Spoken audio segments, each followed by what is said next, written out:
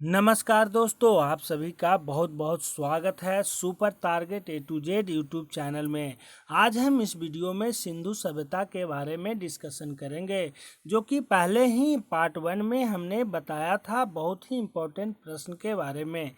और ये पार्ट 2 है जिससे आपको बहुत ही कॉन्सेप्ट क्लियर हो जाएंगे, जो कि बिहार दरोगा मुख्य परीक्षा 2020 एवं RRB NTPC group D SSC GD सभी प्रतियोगिता परीक्षा के लिए बहुत ही महत्वपूर्ण है। दोस्तों, इसे एक बार अवश्य देखें और हमेशा याद रखें। तो चले पहला प्रश्न की ओर। इससे पहले चैनल पे पहली बार आए हैं दोस्तों, तो आप सब्सक्राइब करना ना भूलें और बेल आइकन को दबाएं, जिससे आपको महत्वपूर्ण वीडियो का नोटिफिकेशन मिलते रहे। प्रश्न नंबर 1 की ओर चलते हैं। 1 में है आपका, किस फसल के उत्पादन के संबंध में सैंधव स्थलों से कोई प्रमाण नहीं मिला है? वो दाल है। प्रश्न नंबर 2 है आपका, सैंधव कालीन नगरों में किन दो नगरों का प्रयोग संभवतः राजधानी के रूप में किया गया? हड़प्पा और मोहनजोदड़ो। प्रश्न नंबर 3 है आपका, सैंधव कालीन मुहरों से जानकारी मिलती है लिपि तथा धर्म की। प्रश्न नंबर 4 आपका है, कि सैंधव कालीन पुरास्थल से हाथी दांत की बनी वस्तुएं मिली हैं लोथल से। प्रश्न नंबर 5 है आपका, अब तक सैंधव संस्कृति के कितने पुरास्थलों का उत्खनन हो चुका है? 2501। प्रश्न नंबर 6 है आपका, प्राक सैंधव संस्कृति थी, कैसी थी? ग्रामीण थी। प्रश्न नंबर 7 की ओर चलते हैं। 7 में है आपका, नवपाषाण युग की कौन सी विशेषता नहीं है? प्रारंभिक कृषि संस्कृति। प्रश्न नंबर 8 की ओर चलते हैं। 8 में आपका, भारत में खोजा गया सबसे पहला पुराना शहर कौन सा था? हड़प्पा। प्रश्न नंबर 9 है आपका, भारत में चांदी की उपलब्धता के प्राचीनतम साक्ष्य मिलते हैं हड़प्पा संस्कृति से। प्रश्न नंबर 10 है आपका, कालीबंगा कहाँ स्थित है? हरियाणा में। प्रश्न नंबर 11 की ओर चलते हैं। 11 में है आपका, पुरापाषाण काल में सावधान की कौन सी प्रवृत्ति यहाँ प्रचलित थी? मानव के साथ कुत्तों को गाड़ना।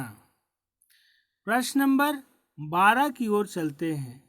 12 में है आपका, नवपाषाण काल की धार्मिक प्रथा के संबंध में कौन से अभिलक्षण स्पष्ट रूप से परिलक्षित होते हैं?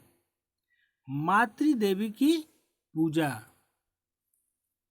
प्रश्न नंबर 13 की ओर चलते हैं। 13 में आपका, मोहनजोदड़ो की सर्वाधिक चौड़ी सड़क जिसे राजपथ कहा जाता था, उसकी चौड़ाई कितनी थी? 10 मीटर। प्रश्न नंबर 14 की ओर चलते हैं। 14 में आपका, भारत में सर्वप्रथम पुरापाषाण सभ्यता की खोज कब प्रारंभ की गई? 1863 ईस्वी में। प्रश्न नंबर 15 की ओर चलते हैं। 15 में आपका, आखेट एवं पशुपालन का कार्य सर्वप्रथम किस काल में शुरू हुआ? पाषाण काल में। प्रश्न नंबर 16 की ओर। 16 में आपका, भारत में नवपाषाण काल युग का प्रारंभ कब से माना जाता है? 7000 ईसा पूर्व के लगभग। प्रश्न नंबर 17 की ओर चलते हैं। 17 में आपका, सर्वप्रथम पूर्व पाषाण कालीन उपकरण भारत में किस स्थान से खोजा गया? दक्षिण भारत कोर्तियार नदी के घाटी से। प्रश्न नंबर 18 की ओर चलते हैं। 18 में आपका सर्वप्रथम पाषाणकालीन उपकरण को खोजने का श्रेय किसे दिया जाता है? डी टेरा को। प्रश्न नंबर 19 की ओर चलते हैं। 19 में है आपका किस नवपाषाणकालीन स्थल से मालिक के साथ कब्रों में कुत्तों को भी दफनाए जाने का अवशेष प्राप्त हुआ है? वो है बुर्ज होम। प्रश्न नंबर 20 की ओर चलते हैं। 20 में है आपका किस नवपाषाणकालीन पुरा स्थल से नवपाषाण के साथ साथ ताम्र तथा लौह संस्कृति के भी अवशेष मिलते हैं? कोलडीहवा से।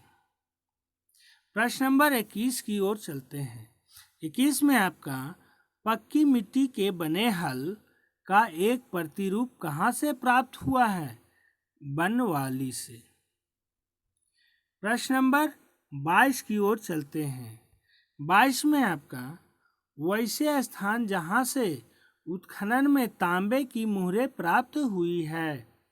हड़प्पा से। प्रश्न नंबर 23 है आपका जौ, तिल एवं सरसों के सर्वाधिक साक्ष्य प्राप्त हुए हैं? बनवाली से। प्रश्न नंबर 24 की ओर चलते हैं। 24 में है वैसे स्थान जहाँ यज्ञ स्थल प्राप्त हुआ है? वो कालीबंगा है। प्रश्न नंबर 25 की ओर चलते हैं। 25 में आपका नृत्य करती हुई नारी की कांस्य की मूर्ति सिंधु सभ्यता के किस स्थान से प्राप्त हुई है? मोहनजोदड़ो से। प्रश्न है 26। 26 में आपका अश्व होने का साक्ष्य कहाँ से प्राप्त हुआ है? लोथल सुरकोटदा से। प्रश्न नंबर 27। वैसे स्थान जहाँ से हल चलाने का साक्ष्य प्राप्त हुआ है? कालीबंगा से। प्रश्न नंबर 28 की ओर चलते हैं। 28 में आपका मोहनजोदड़ो की सबसे बड़ी इमारत कौन सी थी? अन्नागार। तो चलते हैं प्रश्न नंबर 29 की ओर। 29 में आपका पुरापाषाण काल के लोगों को किस प्रजाति का माना जाता है? नेग्रिटो। प्रश्न नंबर 30 है आपका आधुनिक मानव या होमोसेपियन का उदय कब हुआ? 30,000 ईसा पूर्व में। प्रश्न नंबर 31 है आपका पुरापाषाण काल में औजार किसके बने होते थे? क्वार्टजाइट के।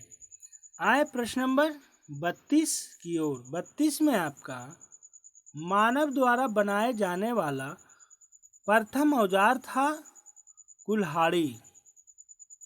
आए प्रश्न नंबर 33 की ओर। 33 में आपका पुरापाषाण काल को अन्य किस नाम से जाना जाता है? आखेट। प्रश्न नंबर 34 की ओर चलते हैं। 34 में आपका किस काल को फलक संस्कृति के नाम से भी जाना जाता है? मध्य पुरापाषाण काल। प्रश्न नंबर 35 है आपका निएंडरथाल मानव का उद्भव किस काल में हुआ? मध्य पुरापाषाण काल में। प्रश्न नंबर 36 है आपका पुरापाषाण काल में मानव का मुख्य पेशा क्या था? आखेट एवं खाद्य संग्रह। प्रश्न नंबर 37 है आपका पशुपालन का प्रारंभ किस काल से हुआ? मध्य पाषाण काल से। प्रश्न नंबर 38 है आपका मध्य पाषाण काल का सबसे प्रमुख लक्षण कौन सा है? लघु औजार। प्रश्न नंबर 39 है आपका कृषि कार्य की शुरुआत किस काल में हुई? नवपाषाण काल में। प्रश्न नंबर 40 है आपका, चाक या पहिए का आविष्कार किस काल में हुआ? नवपाषाण काल में। प्रश्न नंबर 41 है आपका, नवपाषाण काल को किस स्थल से युगल सावधान का अवशेष प्राप्त हुआ? नागार्जुन कोंडा से। प्रश्न नंबर 42 है आपका, मातृ देवी की प्रतिमा कहाँ से प्राप्त हुई? इनाम गांव, महाराष्ट्र से। तो चले प्रश्न नंबर 43 की ओर। 43 में आपका, भवन निर्माण कला की शुरुआत किस काल में हुई? नवपाषाण काल में। प्रश्न नंबर 44 की ओर चलते हैं। 44 में आपका, पुरापाषाण काल, मध्यपाषाण काल, नवपाषाण काल में चित्रकारी का एकमात्र साक्ष्य कहाँ से प्राप्त हुआ? भीमबेटका से। दोस्तों, हमें उम्मीद है कि आपको ये वीडियो पसंद आया होगा तो लाइक करना और दोस्तों में शेयर करना ना भूलें।